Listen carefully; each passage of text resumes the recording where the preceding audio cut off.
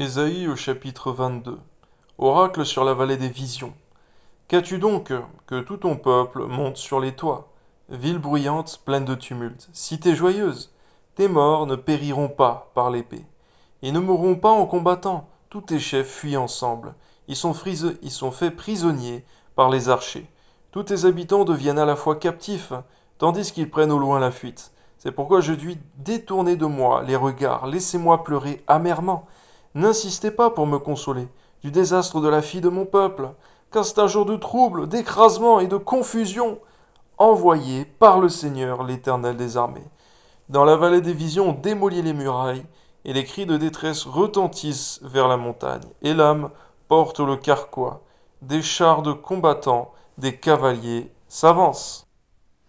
Kir met à nu le bouclier, tes plus belles vallées sont remplies de chars, et les cavaliers se rangent en bataille à tes portes, les derniers retranchements de Juda sont forcés.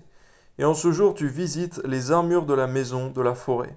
Vous regardez les brèches nombreuses faites à la ville de David, et vous retenez les eaux de l'étang inférieur. Vous comptez les maisons de Jérusalem et vous les abattez pour fortifier la muraille. Vous faites un réservoir entre les deux murs pour les eaux de l'ancien étang. Mais vous ne regardez pas vers celui qui a voulu ces choses. Garde-nous, Seigneur, d'avoir les yeux fixés seulement sur les choses de la terre.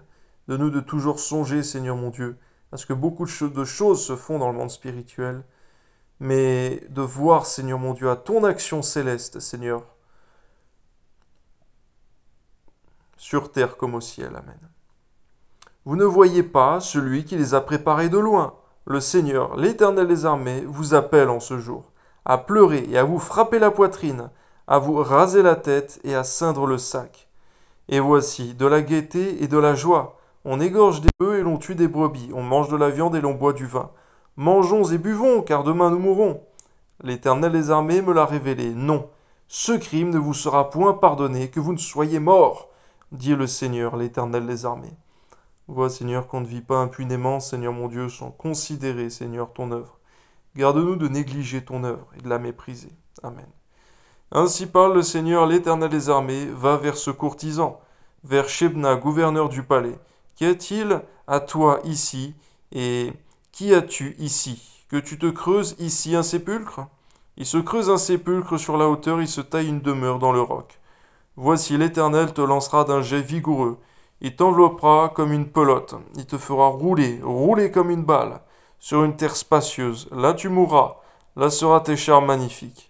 Ô toi, l'opprobre de la maison de ton maître, je te chasserai de ton poste. L'Éternel t'arrachera de ta place. En ce jour-là, j'appellerai mon serviteur Eliakim, fils de Likija. Je le revêtirai de ta tunique, je le ceindrai de ta ceinture. Et je remettrai ton pouvoir entre ses mains. Il sera un père pour les habitants de Jérusalem et pour la maison de Juda.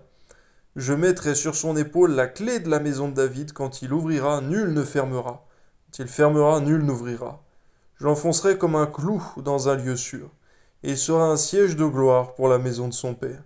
Il sera le soutien de toute la gloire de la maison de son père, des rejetons nobles et ignobles, de tous les petits ustensiles, des bassins comme des vases. En ce jour, dit l'Éternel des armées, le clou enfoncé dans un lieu sûr sera enlevé. Il sera abattu et tombera, et le fardeau qui était sur lui sera détruit, car l'Éternel a parlé. Une fois de plus, Seigneur, lorsque tu parles, qui peut s'y opposer? À toi soit la gloire, à toi seul, Seigneur. Amen.